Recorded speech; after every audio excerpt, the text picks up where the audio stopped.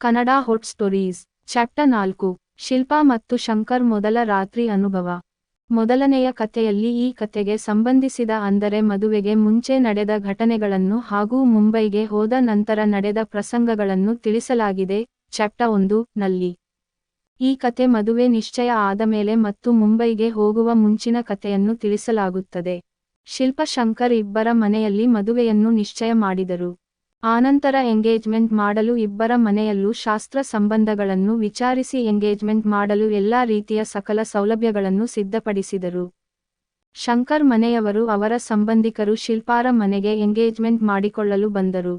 ಶಿಲ್ಪಾ ಮನೆಯವರು ಅವರನ್ನು ಆದರದಿಂದ ಬರಮಾಡಿಕೊಂಡರು. ನಂತರ ಎಲ್ಲಾ ಸಿದ್ಧತೆಗಳನ್ನು ಮಾಡಿಕೊಂಡು ಶಿಲ್ಪಾ ಶಂಕರ್ ಇಬ್ಬರು ಎಂಗೇಜ್ಮೆಂಟ್ಗೆ ಸಿದ್ಧರಾದರು. ನಂತರ ಸಂಪ್ರದಾಯದಂತೆ ಉಂಗುರಗಳನ್ನು ಬದಲಿಸಿಕೊಂಡರು. ನಂತರ ಸಂಬಂಧಿಕರ ಜೊತೆ ಫೋಟೋ ಕ್ಲಿಕ್ಕಿಸಿ ಊಟ ಮಾಡಿ ಹೊರಡಲು ಸಿದ್ಧರಾದರು.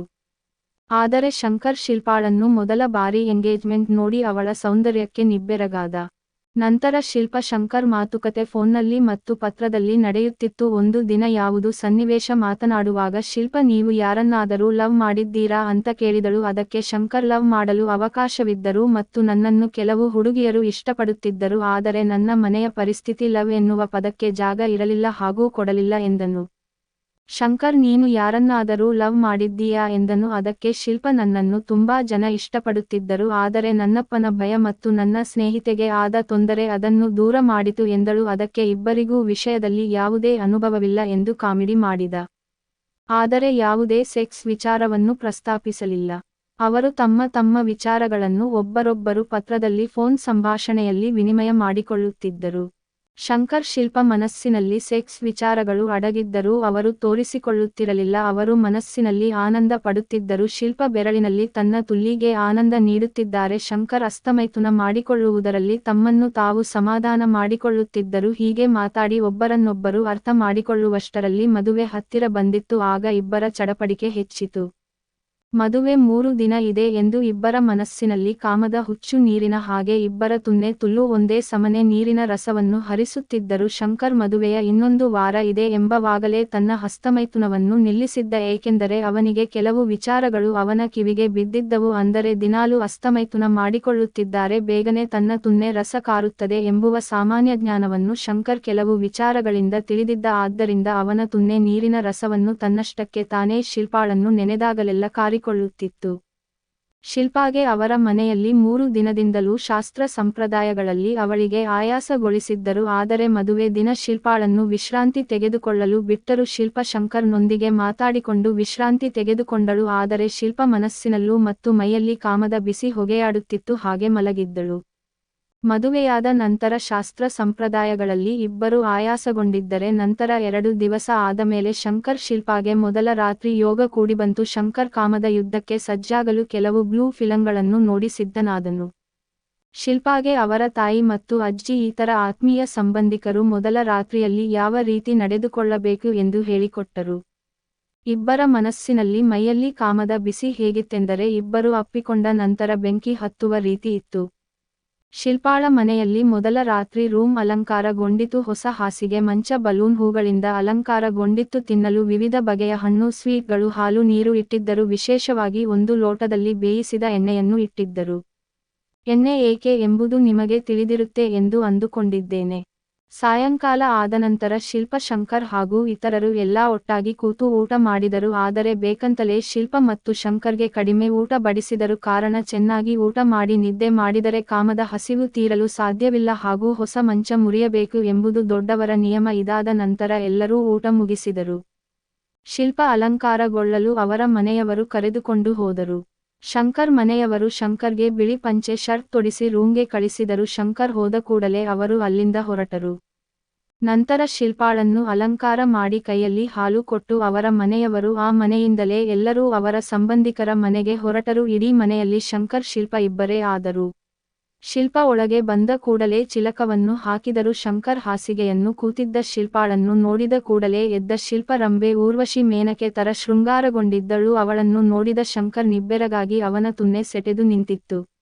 ಶಿಲ್ಪಾ ಮೆಲ್ಲನೆ ಬಂದು ಶಂಕರ್ಗೆ ಹಾಲು ಕೊಟ್ಟು ಶಂಕರ್ ಕಾಲಿಗೆ ಬಿದ್ದು ಆಶೀರ್ವಾದ ತೆಗೆದುಕೊಂಡಳು. ಶಂಕರ್ ಅವಳನ್ನು ಹಾಸಿಗೆ ಮೇಲೆ ಕರೆದುಕೊಂಡು ಹೋಗಿ ಕೂರಿಸಿಕೊಂಡು ಅರ್ಧ ಹಾಲನ್ನು ಅವನು ಕುಡಿದು ಇನ್ನ ಅರ್ಧ ಹಾಲನ್ನು ಶಿಲ್ಪಾಳಿಗೆ ಕೊಟ್ಟ.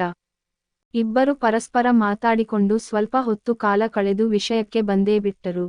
ಮೆಲ್ಲನೆ ಶಂಕರ್ ಶಿಲ್ಪಾಳನ್ನು ತಬ್ಬಿದ. ಶಿಲ್ಪಾ ಕೂಡ ತನ್ನ ಕೈಗಳನ್ನು ಶಂಕರ್ ಬೆನ್ನಿಗೆ ಸೇರಿಸಿ ಬಿಗಿದಪ್ಪಿದಳು. ನಿಧಾನವಾಗಿ ಶಂಕರ್ ಮತ್ತು ಶಿಲ್ಪಾರ ತುಟಿಗಳು ಕಡಿಯಲು ಶುರುವಾದವು. ಶಿಲ್ಪಾ ಆ ತುಟಿಯ ಕಡಿತವನ್ನು ತಡೆಯಲಾರದೆ ಶಂಕರ್ ಕುತ್ತಿಗೆಯನ್ನು ಹಲ್ಲಿಂದ ನಿಧಾನವಾಗಿ ಕಡಿಯಲು ಶುರುಮಾಡಿದಳು. ಅದು ಶಂಕರ್ಗೆ ರೋಮಾಂಚನವಾಗುತ್ತಿತ್ತು. ಶಂಕರ್ ಕೂಡಲೇ ಎರಡು ಕೈಯಿಂದ ತಲೆ ಹಿಡಿದುಕೊಂಡು ತನ್ನ ಮುಖದ ಹತ್ತಿರ ತೆಗೆದುಕೊಂಡು ತನ್ನ ತುಟಿಯನ್ನು ಶಿಲ್ಪಾಳ ತುಟಿಗೆ ಒತ್ತಿಕೊಂಡನು. ಶಿಲ್ಪಾಳ ತುಟಿಯ ಜೇನು ಹರಿದು ಕೆಳಗೆ ಹೋಗುತ್ತಿತ್ತು, ಏಕೆಂದರೆ ಕಾಮದ ಕಣ್ಣಿನಲ್ಲಿ ಶಂಕರನನ್ನು ನೋಡುತ್ತಿದ್ದಳು. ಶಂಕರ್ ಶಿಲ್ಪಾಳ ತುಟಿಯ ಜೇನು ಹೀರಿದ ಹಾಗೂ ತನ್ನ ಎಂಜಲನ್ನು ಶಿಲ್ಪಾಗೆ ಬಿಡುತ್ತಿದ್ದ. ಶಿಲ್ಪ ಇನ್ನೂ ಸಂಕೋಚದಲ್ಲಿ ಶಂಕರನ ತುಟಿಯನ್ನು ಚೀಪುತ್ತಿದ್ದಳು.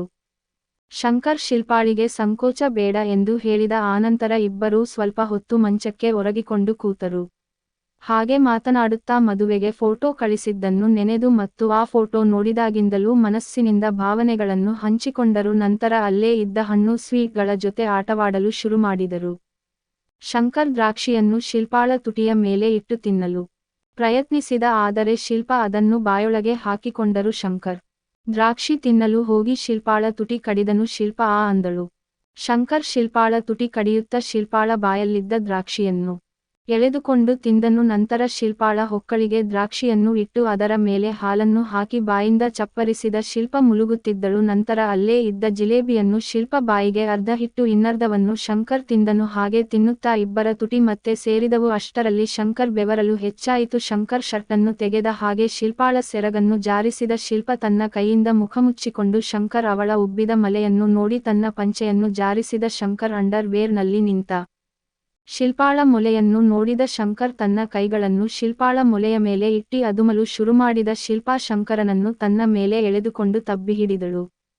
ಶಂಕರ್ ನಿಧಾನವಾಗಿ ಶಿಲ್ಪಾಳ ಬ್ಲೌಸ್ ಬಟನ್ ತೆಗೆದನು. ಶಿಲ್ಪಾಳ ಬಿಳಿ ಬ್ರಾ ಕಾಣಿಸಿದ. ಅದನ್ನು ಸಮೇತ ಬಿಚ್ಚಿದ. ಶಿಲ್ಪಾಳ ಬಿಳಿ ತೊಟ್ಟಿನ ಮೊಲೆ ಶಂಕರ್ಗೆ ದರ್ಶನವಾಯಿತು. ಶಂಕರ್ ಅವುಗಳನ್ನು ಸವರುತ್ತಾ ನಿಧಾನವಾಗಿ ನಾಲಿಗೆಯಿಂದ ಆಡಿಸುತ್ತಾ ಬಾಯೊಳಗೆ ಹಾಕಿ ಚೀಪಲು ಶುರುಮಾಡಿದ. ಶಿಲ್ಪಾ ಅವನ ತಲೆಯನ್ನು ಸವರಲು ಶುರುಮಾಡಿದಳು. ಶಂಕರ್ಗೆ ಇನ್ನೂ ಮಜಾ ಹೆಚ್ಚಾಯಿತು. ಮೊಲೆಯನ್ನು ಚೀಪಿದ ಶಂಕರ್ ಶಿಲ್ಪಾಳ ಸೊಂಟಕ್ಕೆ ಕೈ ಹಾಕಿ ಅವಳು ಸಿಗಿಸಿದ್ದ ಸೀರೆ ನೆರಿಗೆಯನ್ನು ಕಿತ್ತನು. ಶಿಲ್ಪಾಳ ಸೀರೆಯನ್ನು ಎಳೆದು ಮಂಚದ ಕೆಳಗೆ ಎಸೆದನು. ನಂತರ ಶಿಲ್ಪಾಳ ಲಂಗದ ಲಾಡಿಯನ್ನು ಬಿಚ್ಚಿ ಕೆಳಗೆ ಹೇಳಿದ. ಶಿಲ್ಪ ಕೇವಲ ಕಾಚದಲ್ಲಿ ಶಂಕರ್ಗೆ ಕಾಣಿಸಿದಳು. ಶಂಕರ್ ನೀಲಿ ಕಾಚದ ಮೇಲೆ ಮುತ್ತು ಕೊಟ್ಟನು. ನಂತರ ಶಿಲ್ಪ ಸಂಕೋಚದಿಂದ ಶಂಕರನನ್ನು ತಬ್ಬಿ ಹಿಡಿದಳು.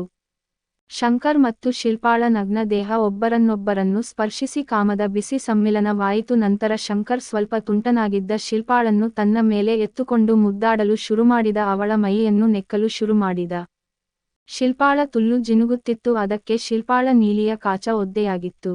ಶಂಕರ್ ಶಿಲ್ಪಾಳನ್ನು ಹಾಸಿಗೆಯ ಮೇಲೆ ಮಲಗಿಸಿ ಮುದ್ದಾಡುತ್ತಾ ತನ್ನ ಕೈಯನ್ನು ಶಿಲ್ಪಾಳ ತುಲ್ಲಿನ ಮೇಲೆ ಹಾಕಿದ. ಶಂಕರ್ ಕೈ ತಣ್ಣಗಾಯಿತು. ಕೂಡಲೇ ನೋಡಿದ ಶಿಲ್ಪಾಳ ತುಲ್ಲು ರಸ ಕಾರಿಕೊಂಡಿದ್ದರಿಂದ ಶಿಲ್ಪಾಳ ಕಾಚ ಒದ್ದೆಯಾಗಿತ್ತು. ಕೂಡಲೇ ಶಿಲ್ಪಾಳ ಕಾಚವನ್ನು ಕೆಳಗೆ ಜರುಗಿಸಿ ಒದ್ದೆಯಾಗಿರುವ ತುಲ್ಲಿನ ರಸವನ್ನು ಸವರಲು ಶುರುಮಾಡಿದ. ಶಿಲ್ಪ ಮುಳುಗಾಟ ಶುರುಮಾಡಿದಳು ಹಾಗೂ ಅವಳ ಕೈಕಾಲುಗಳು ಚಡಪಡಿಸುತ್ತಿದ್ದವು. ಅದನ್ನು ನೋಡಿದ ಶಂಕರ್ ನಿಧಾನವಾಗಿ ತನ್ನ ಕಾಚ ಜರುಗಿಸಿ ಇಬ್ಬರು ಪೂರ್ತಿ ಬೆತ್ತಲಾದರು. ಶಿಲ್ಪಾ ನಿಧಾನವಾಗಿ ನನ್ನ ಕೈಯನ್ನು ಶಂಕರ್ ತುನ್ನೆ ಮೇಲೆ ಇಟ್ಟು ಸವರಲು ಶುರುಮಾಡಿದಳು. ಶಂಕರ್ ತುನ್ನೆ ಶಿಲ್ಪಾಳ ಕೈ ತಾಗಿದ ಕೊಡಲೇ ರಸ ಕಾರಿಕೊಂಡಿತ್ತು. ಕಾರಣ ಶಂಕರ್ಗೆ ಇದು ಮೊದಲ ಅನುಭವ. ಶಿಲ್ಪಾಗೆ ಶಂಕರ್ ತುನ್ನೆ ರಸ ಕಾರಿಕೊಂಡಿತ್ತು ಗೊತ್ತಾಗಲಿಲ್ಲ. ಶಂಕರ್ ನಿಧಾನವಾಗಿ ಮತ್ತೆ ಶಿಲ್ಪಾಳ ಕೆಂಪು ತುಟಿಯನ್ನು ಕಡಿಯಲು ಶುರುಮಾಡಿ ಶಿಲ್ಪಾ ತುಟಿಯನ್ನು ಕಚ್ಚಿದ. ಶಿಲ್ಪ ತುಟಿ ಗಾಯವಾಗಿತ್ತು. ಶಿಲ್ಪ ಶಂಕರ್ ಕಡಿದ ನೋವನ್ನು ತಡೆದುಕೊಂಡು ಮತ್ತೆ ತನ್ನ ತುಟಿಯನ್ನು ಶಂಕರ್ಗೆ ಕೊಟ್ಟಳು. ಶಂಕರ್ ಶಿಲ್ಪಾಳ ತುಟಿಯನ್ನು ಚೀಪುತ್ತಾ ಅವಳ ತುಟಿಯ ರಕ್ತವನ್ನು ಜೆಪಿಕೊಂಡನು. ಶಂಕರ್ ಕಾಮದ ಅಮಲಿನಲ್ಲಿ ಇದ್ದಿದ್ದರಿಂದ ಶಿಲ್ಪಾಳ ತುಟಿ ಕಚ್ಚಿದ್ದು ಗೊತ್ತಾಗಲಿಲ್ಲ. ಶಿಲ್ಪ ಶಂಕರ್ ಆಯಾಸಗೊಂಡು ಮತ್ತೆ ಅಲ್ಲೇ ಇದ್ದ ತಿಂಡಿತಿನಿಸುಗಳನ್ನು ತಿನ್ನಲು ಶುರು ಮಾಡಿದರು. ಶಂಕರ್ ಹಣ್ಣು ತಿನ್ನುವಾಗ ಅಲ್ಲಿ ಪಕ್ಕ ಲೋಟದಲ್ಲಿದ್ದ ಎಣ್ಣೆಯನ್ನು ಗಮನಿಸಿದ. ಅವನಿಗೆ ಆ ಎಣ್ಣೆ ಏಕೆ ಇಟ್ಟಿದ್ದಾರೆ ಎಂಬುದು ಗೊತ್ತಾಗದೆ ಯೋಚನೆ ಮಾಡುತ್ತಿದ್ದ. ಅದನ್ನು ಗಮನಿಸಿದ ಶಿಲ್ಪ ಏನದು ಎಂದು ಕೇಳಿದರು. ಅದಕ್ಕೆ ಶಂಕರ್ ಏನು ಎಣ್ಣೆ ಇಟ್ಟಿದ್ದಾರೆ ಎಂದು ಹೇಳಿದ. ಶಿಲ್ಪಾಳಿಗೆ ಅದರ ಬಗ್ಗೆ ತಿಳಿದಿತ್ತು. ಶಿಲ್ಪಾಳಿಗೆ ದೂರದ ಸಂಬಂಧ ಸ್ನೇಹಿತೆ ಹೇಳಿದ್ದಳು. ಅಂದರೆ ಎಣ್ಣೆಯನ್ನು ಏಕೆ ಇಟ್ಟಿರುತ್ತಾರೆ